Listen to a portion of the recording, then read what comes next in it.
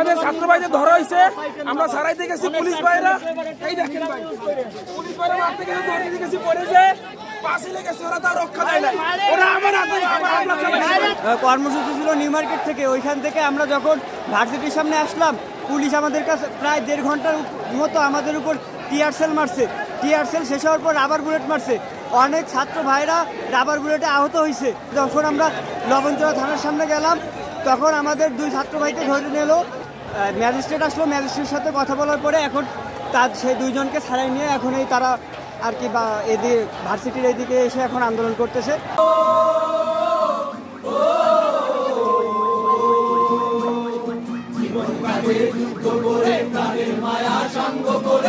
জীবনের স্বাদ নাই, ঘর বাড়ি ঠিকানা নাই, দিন রাত্রি জানা নাই, চলা সীমানা সঠিক নাই, জানি শুধু চলতে হবে মুক্তির মন্দির সোপান তলে, কত প্রাণ বলো